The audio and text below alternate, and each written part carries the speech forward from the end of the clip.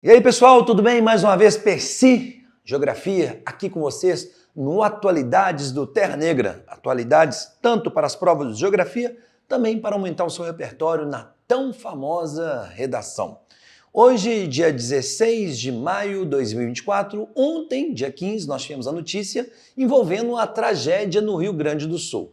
E qual notícia? Foi aventada aí pelas autoridades, através do governo federal e algumas autoridades do governo estadual do Rio Grande do Sul, a possibilidade de fazer um estudo de uma obra de abertura de um canal na Lagoa dos Patos. Vamos lá, vamos entender quais são os problemas da abertura desse canal. Primeiro eu trouxe aqui um mapa para vocês. Aqui nós temos a Lagoa dos Patos, alguns chamam de lagoa, outros chamam de laguna. Na verdade, ela é uma laguna porque ela está conectada, tem uma conexão com o oceano, então ela apresenta uma água mista, uma água salobra, água doce e água salgada. É uma laguna, a maior laguna do planeta Terra, diga-se de passagem, tá? Ela pega daqui da região metropolitana, próxima à região metropolitana de Porto Alegre, porque aqui já é o Lago Guaíba, tem uma conexão com o Lago Guaíba, pega daqui e vai até a ponta lá na sua saída no Rio Grande. Mais ou menos uns 260 quilômetros de extensão, chegando a 60 quilômetros de largura. Então ela é muito grande. Um volume de água gigantesco. E foi aventado que as inundações que ocorrem aqui, principalmente na Grande Porto Alegre, ocorrem em decorrência do volume de água que chega ter dificuldade de sair aqui, ó, pelo canal lá do Rio Grande. Aqui tem uma cidade chamada Rio Grande, onde fica um dos principais portos do Rio Grande do Sul.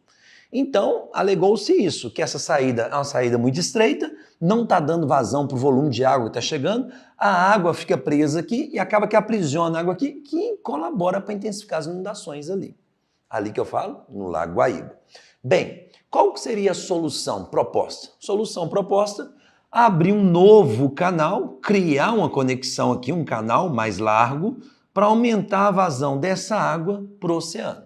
Então, ao invés de ter só essa área de saída aqui embaixo, cria-se um novo canal, aumenta essa vazão e, na teoria deles, né, essa água saindo por aqui, a vazão seria maior, com isso não teria um risco de alagamento aqui na região do Guaíba, aqui onde fica Porto Alegre. Só que aí nós temos sérios problemas.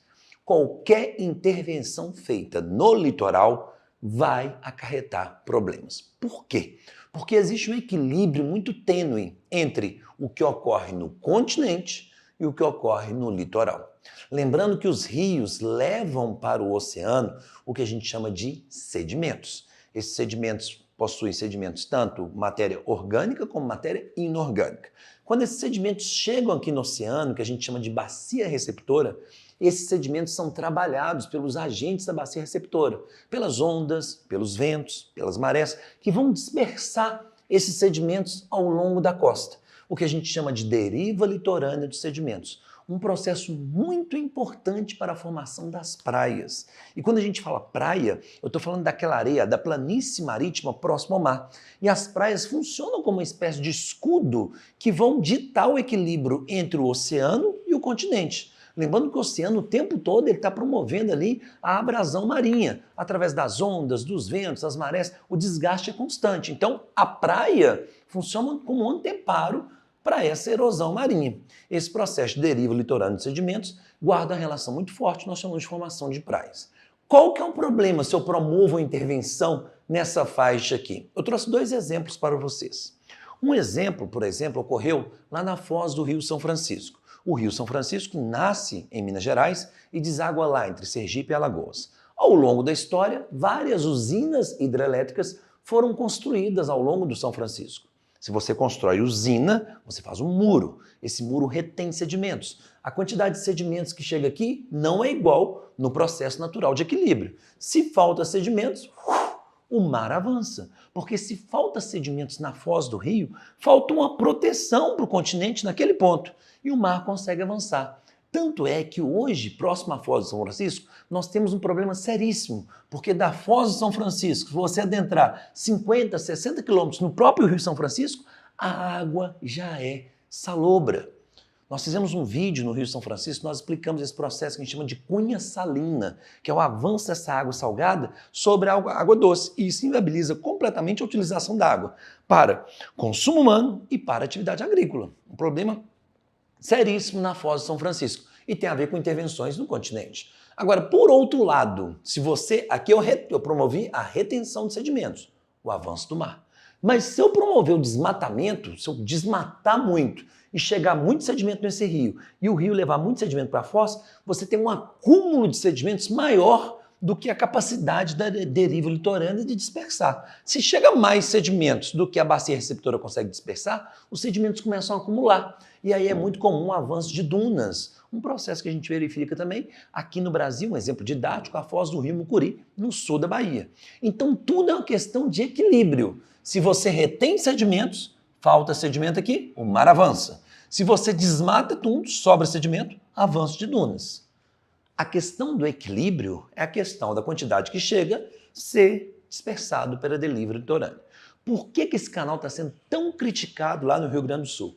Se você abre um canal exatamente aqui, você pode comprometer toda a dinâmica lacustre marinha dessa região. Por quê? Primeiro, quando eu abro um canal, eu posso promover alteração na biodiversidade local.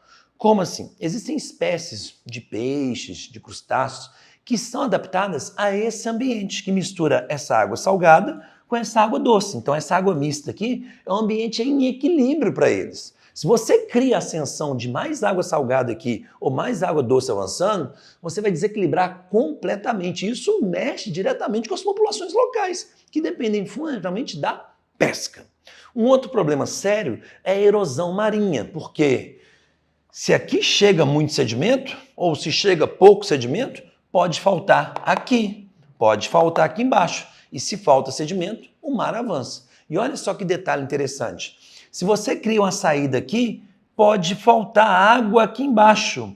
E com menos água chegando aqui embaixo, aqui tem um dos principais portos do Brasil, que é o Porto do Rio Grande. Sim, ao contrário do que muitas pessoas pensam, Porto Alegre não tem o principal porto do Rio Grande. O principal porto do Rio Grande do Sul é o Porto do Rio Grande, aqui embaixo. Próxima cidade, na cidade de Rio Grande, próximo a Pelotas. Essa região aqui tem uma atividade portuária muito importante. Se eu construo um canal aqui e falta água aqui, pode começar a ter o assoreamento daquele porto, inviabilizando a presença de navios. É uma perda econômica significativa para o Rio Grande do Sul. Não é só questão de biodiversidade local, tem uma questão econômica muito séria. É claro que a redução da biodiversidade local vai impactar também a economia local através da pesca, que é uma atividade muito importante nessa região. E sem contar que a erosão marinha pode acabar consumindo praias aqui desse litoral, na área da Restinga. Por outro lado também, o aumento da salinidade pode acontecer. Como assim? Aqui é uma área que tem muita influência de ventos. Se bate um vento sul forte, vai predominar o avanço da água marinha. Uma coisa é só ter o canal para a água do mar entrar. Outra coisa é ter um outro canal. Então essa água vai entrar com uma facilidade muito maior. E detalhe, essa água pode chegar aqui, ó, na região do Guaíba. E se essa região aqui, que tem águas predominantemente doces, que são utilizadas para a agricultura local, começar a receber água salina, água salgada, isso pode comprometer duramente a agricultura na região. Sem contar que a possibilidade desses impactos através de uma obra que custará muita grana. Seria muito mais interessante, ao invés de você interferir na natureza, você recuperar tudo o que aconteceu nesse retorno em relação à natureza. Como, por exemplo, a retirada da cobertura vegetal, que deixou o solo, nessas áreas de cabeceiras, muito mais exposto aos processos erosivos, rios mais assoreados, escoamento superficial mais forte, o volume de água muito maior que chega até aqui. Então, ao invés de aumentar a área de saída para cá e gerar esse monte de equilíbrio, é muito mais vantajoso e sustentável aumentar a área de retenção da água aqui, antes que ela chegue aqui. Com isso, você está caminhando no sentido de proporcionar uma real solução para esses problemas. O aumento da permeabilidade nessas áreas de cabeceiras, onde, infelizmente, nos últimos 20 anos, o desmatamento foi muito forte. O estado do Rio Grande do Sul, de 1988, 89 até hoje, ele perdeu 1/4 da sua cobertura vegetal. E essas áreas aqui, ó, a supressão, o desmatamento foi muito forte. Então, antes de pensar numa obra de proporções gigantescas, que custará muito, não só economicamente, mas com impactos ambientais, sociais e econômicos, seria muito mais interessante a gente olhar para a causa principal do problema e manter a deriva litorânea dos sedimentos em equilíbrio nessa região e não promover um novo desequilíbrio, beleza? Então é isso aí, atualidade dessa semana para você aqui no Terra Negra, informação sempre em dia, você atualizado com o Brasil e com o mundo. Deixo o quadro para vocês, forte abraço!